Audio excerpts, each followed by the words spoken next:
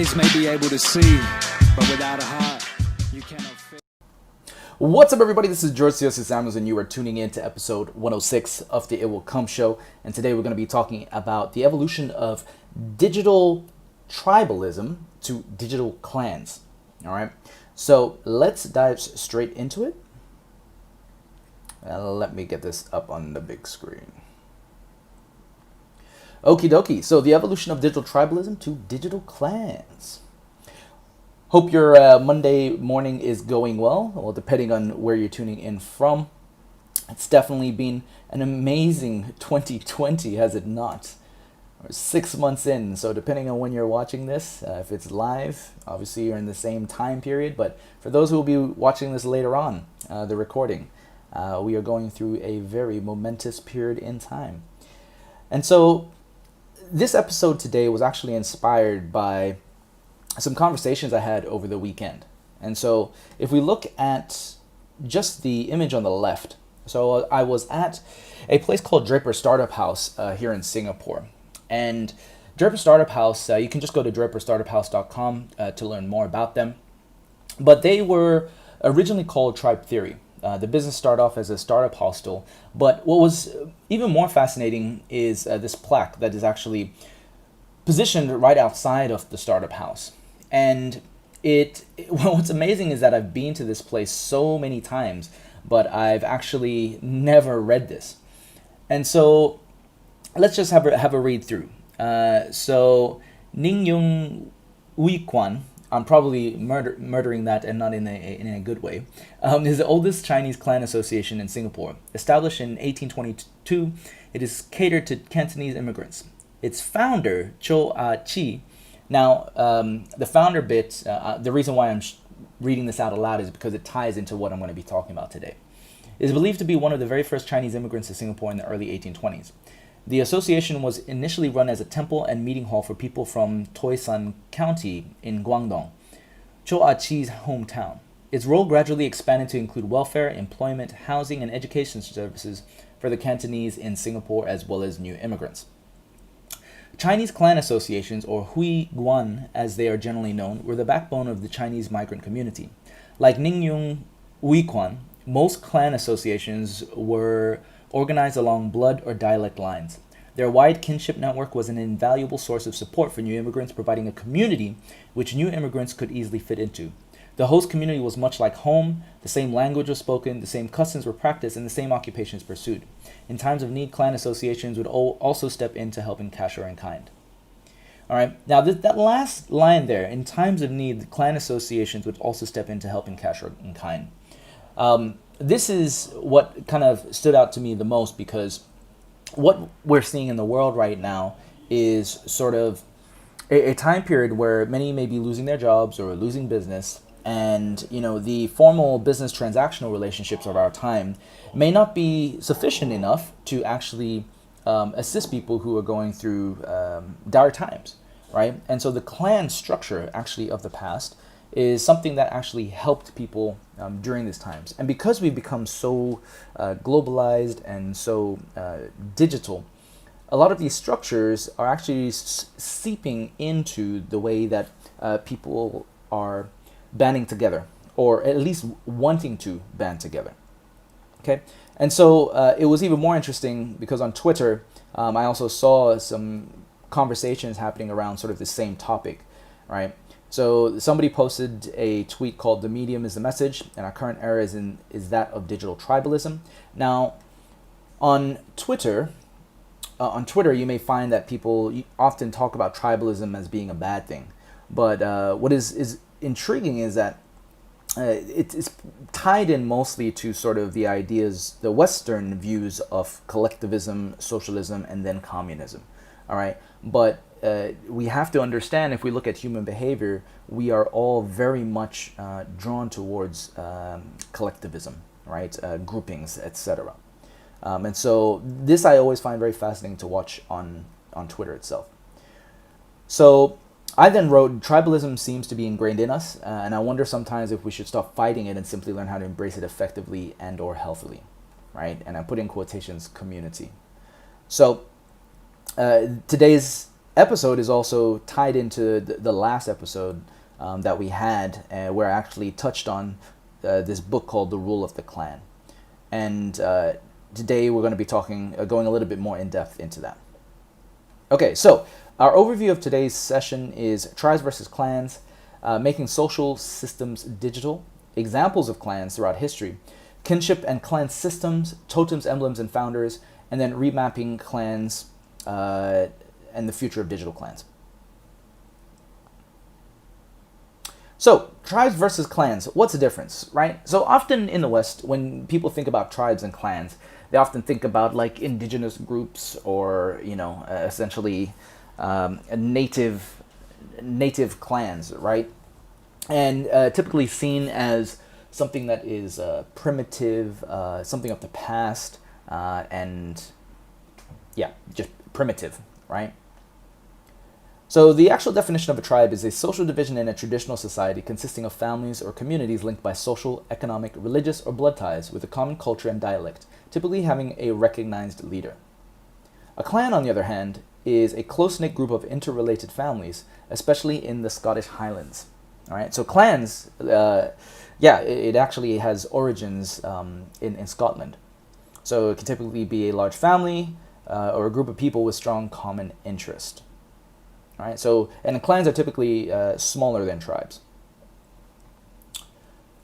Now, I'm sharing this particular picture of a book called Tribes by Seth Godin because Seth Godin is a very well-known marketer, and when he published this book, it really tapped into something I think a lot of people felt inherently existed, but wasn't really mapped to anything, at least in the digital world, to anything that we had come from in our past.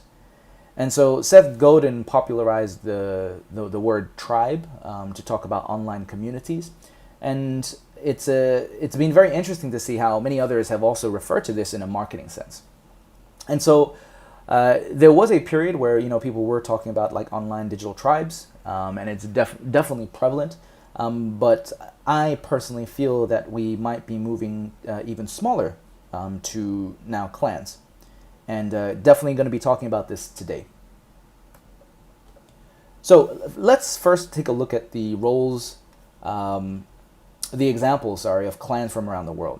So let's start with the Scottish. Okay, so here we have a whole bunch of emblems, right, of clans from Scotland. And it's quite fascinating because some of these, family names you might have heard of or might know. Right, so Sinclair is definitely one that I've heard of. Let's see if there's any. Robertson, I've heard before. McKinnon, I've heard. Hamilton, right? And one of the great things about these sort of clan systems is that they would attach these emblems or symbols to each of the families, right? And they had deep meaning. And I know that the family regalia would be a thing too that they would be very proud of, and it helped create a legacy, right, that would last beyond any family's sort of living times. So this is from Scotland. Next up, we have the Japanese, all right, the early Japanese clan system. Now, before the emperors, Japan had a system of clans, each made up of people that were related to each other by blood or marriage and a common ancestor. Every clan was ruled by a few powerful nobles, who were also the religious leaders of the clan. They were the only people who were known by both their family name and a personal name. Shinto was practiced by the people of Japan and is based on love for the beauty of nature and ancestors. The people of the clans believed that the spirit of their ancient ancestors still resided in their village and protected them. They also believed that their ancestor listened to their prayers. The first emperors, and I'm just going down a bit, the first emperors came from the Yamato clan. All right, I think that might be a name you've heard before. And then the ancient emperors are believed to have been human, but the Japanese treated them as almost godlike or divine. And this ties into sort of that original leader aspect that was defined for clans in the previous slide. So it usually, with clans, right, there's some sort of original founder, and or the founder can be real or maybe even made up sometimes, right? Whatever it is, there's sort of like an origin point from which all clans derive their ancestry. And in the digital realm, that ancestry it doesn't necessarily need to be now with someone human or real. And I'll give some examples of that later. But this all is just to show, right, like how sort of clans worked back in the past and how they're sort of translating in today's world. Next up, the Ku Klux Klan, right? This is a clan for all the wrong reasons, right? So even though I'm going to be talking about clans, clans can be used for both good and bad. Good and bad being relative, of course, to who is within the clans. All right, the Ku Klux Klan is a very strong clan, that derive their beliefs, of course, from Christianity, but a very warped vision and version of Christianity, right? So this is the type of clan, ideally, you probably do not want to help form or create or even get involved in, unless, of course, you believe in this. And then all the way to modern clans, right? So if you haven't seen this ad in your Instagram or social media feed, it is a game called Clash of the Clans. And again, it's tapping into sort of the ancient part of ourselves, right? And our ancestors. And these clan systems were formed over many, many centuries. And so I always find it fascinating that in our modern world, we often can neglect things of the past simply because it's from the past. All right, now let's take a look at the systems themselves of kinships and clans. All right, so this is a clan system from a Native American clan, and you'll notice they've got animals, right, instead of family names. If we were to go back to the previous slide with the Scottish family names, you might have noticed that their emblems or their symbols also included animals. Now, one of the things that was fascinating while doing research for today's episode was that with a lot of these old clans, they were all tied to nature. And you could argue that today, some of the ails of our planet come from the fact that we have actually separated ourselves from nature. So these systems and the ways in which they relate to one another was tied to nature and place. All right? Because of our existence in the digital world, we can see how we have divorced ourselves from nature in general. So these systems were actually a very smart way of being able to keep things in balance between the humans themselves and also their places, right? The natural environment. Because we've gone digital, our environments, right, or our place has become virtual. So I think in the future there'll definitely need to be some work in terms of how we can harmonize, those digital environments with our physical again as well, if we want to see that translate into a healthier world, right? Because we obviously know with the climate change, global warming, etc., we know we could definitely be doing a better job. So yeah, with this clan system, they got their totems, their animal symbols, and this is a way that they stay connected to land and place. And to one another. Now, and of course, it does actually go quite deeper in terms of the totems aspect, but we'll get into that maybe in another episode. So here, this is looking at the kinship systems of a few different groups. We're looking at the Hawaiians, the Eskimos, the Iroquois, the Omaha Crow, and even the Sudanese. All right, and as you can see, right, it's a very simple family structure, but it's what turns into kinship systems. All right, siblings, cousins, siblings, cross cousins, parallel cousins, so on and so forth. Okay, so these systems, of course, can be mapped out, but back in the day, with oral traditions, a lot of the family lineages were actually all memorized. In many ways, you might think that actually our ancestors probably have better memories than us now because we just outsource and delegate everything online or to virtual tools. So I touched on totems and emblems, right? So again, looking at sort of the way that these clan systems tie themselves to nature, and of course this is influenced by their beliefs, it did mean that they took better care of the environment because they had a relationship that tied them, their families, and the environment together. All right. And you could say because we've gone very virtual, we probably have a stronger relationship with the online digital world than we do with our physical. All right. And this is because we actually, create virtual names for ourselves and virtual identities. And then that gets tied into the place and environment and shapes our behaviors. So here, though, we've got the totems and emblems, and then the founders. So you can see down below, you got the Mohawk people of Flint, the Onondaga hill people, people of the Great Mountain. They're obviously, cultures, traditions, things that are formed around all of these elements together. And the reason why I'm speaking about founders is because the founders, you can translate this into the startup world, right, in business. Generally, cultures form around the original founder. They have a vision, they have a way of seeing things, and then as people come in, the culture may evolve on top of that founder's vision. I've included Genghis Khan here, or Chinggis Khan, from Mongolia, because if you look at the history of the Mongols, modern day Mongols are very proud to say that they are descendants of the Great Khan, right? Because the Mongols were known for having conquered almost half the world in terms of physical land. Although there was a lot of massacres that took place as part of their rule, modern day Mongols, in sort of losing a bit of their identity when the Chinese came back into Mongolia, they hold on very tightly to the identity of Chinggis Khan and being a Mongol. And even as far back as the Blue Wolf, if you go into the Mongol history, many of them believe that they are descendants of the Blue Wolf, right? And we were talking about these symbols, right, and these emblems and these totems, and those are very strong connecting elements that help people identify and figure out sort of their own kinship and clan structures. And this transcends time, so long as it is all remembered, right? And of course, the most famous founders, the founding fathers of America, the United States, they definitely will have and do have a profound impact on the way that Americans see themselves and get a sense of pride, right? And this is stuff that you can pull into sort of your own efforts when building a community, etc., right? The founding fathers provide sort of a starting point, and people evolve off of there.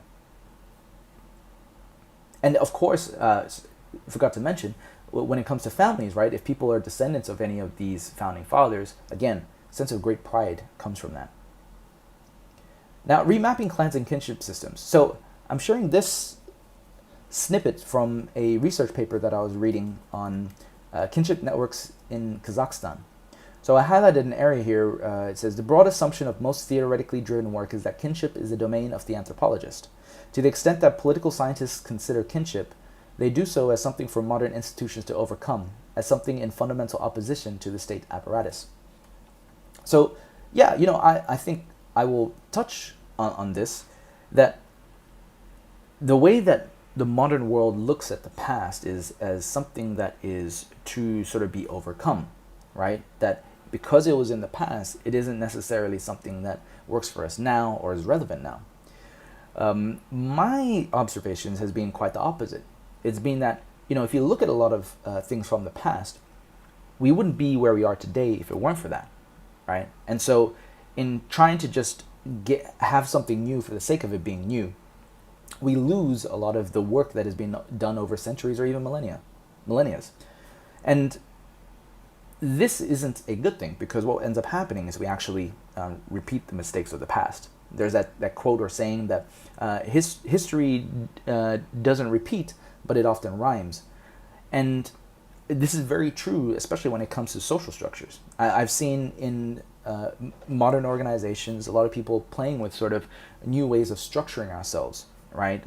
From flat companies, right, where there's no hierarchy, to holacracy, and a whole bunch of different sort of organizational experiments. But it's interesting to see these experiments and then see them sort of fall back to sort of what's ingrained in us, the drive for community in general.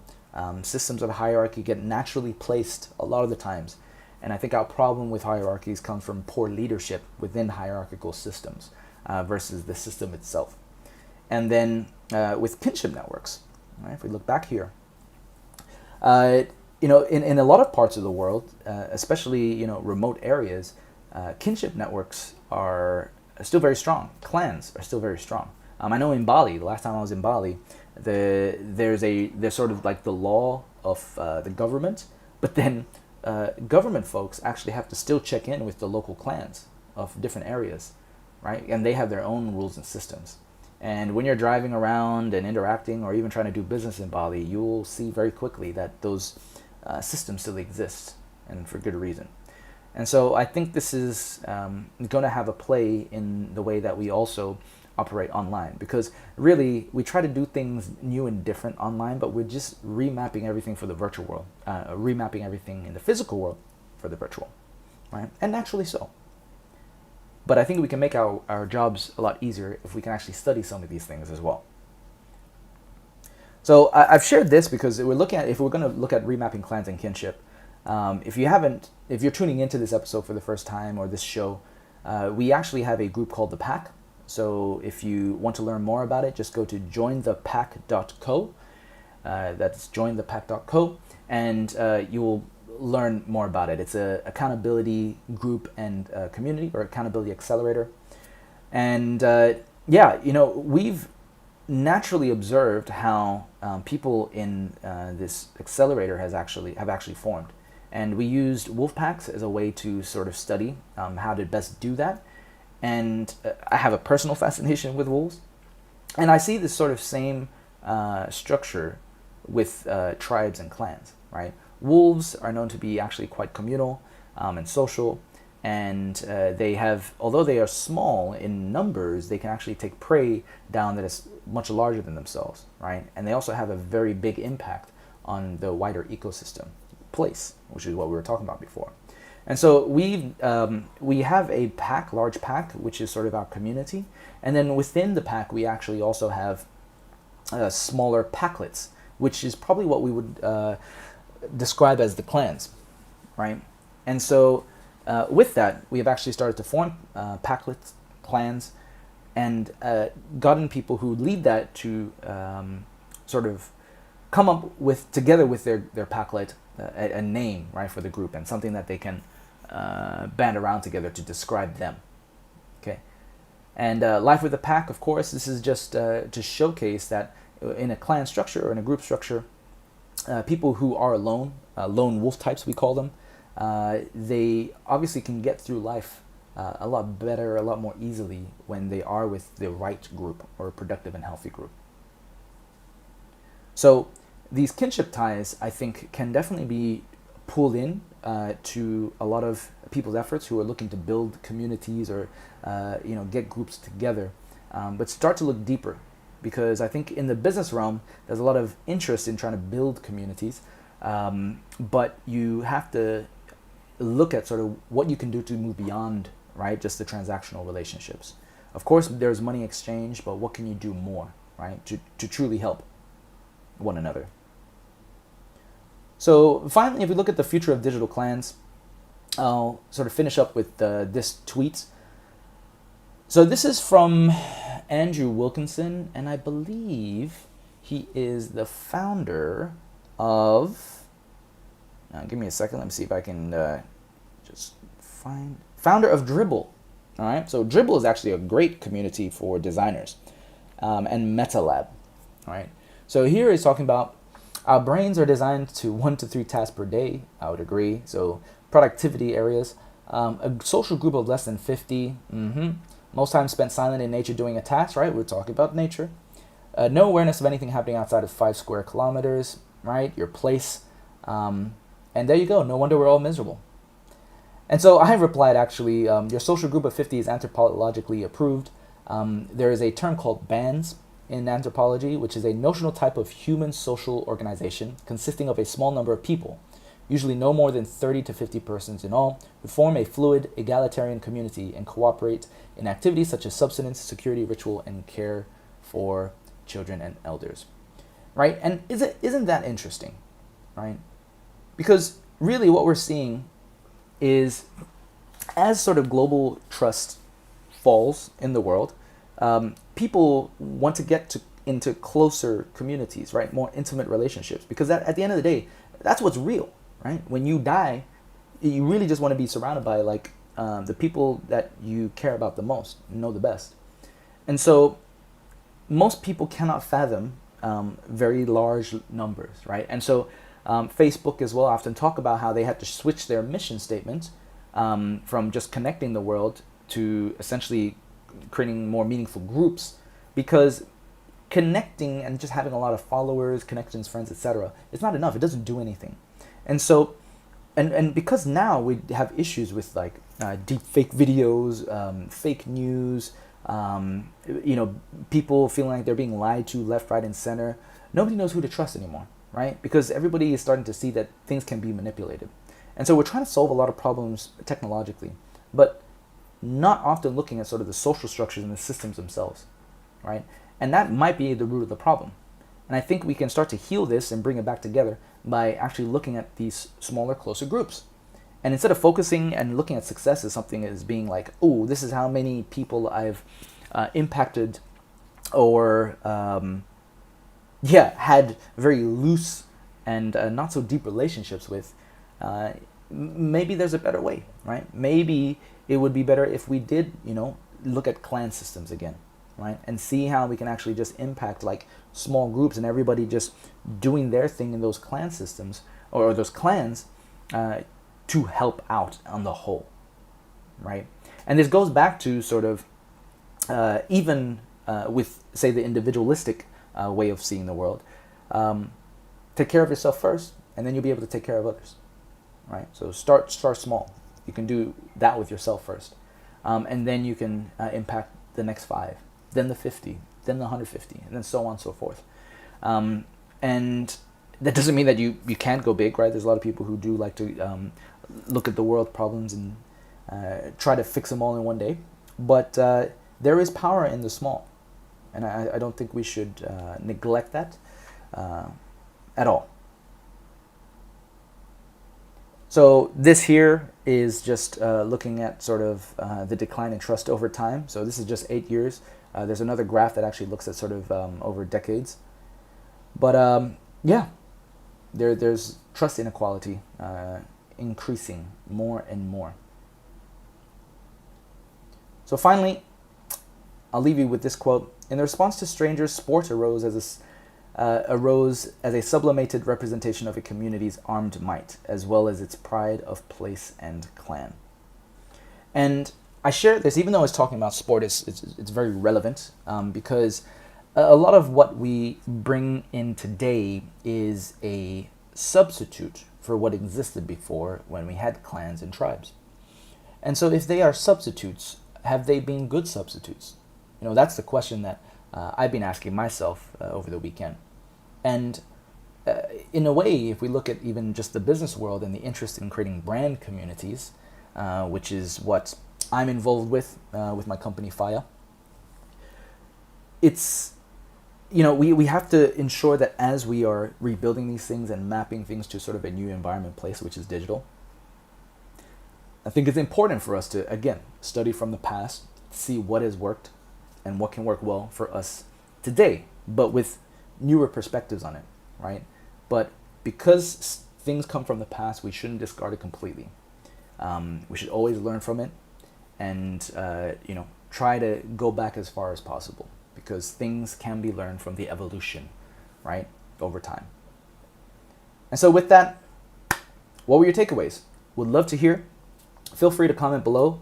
Remember to like and subscribe, because that's what everybody says for YouTube videos.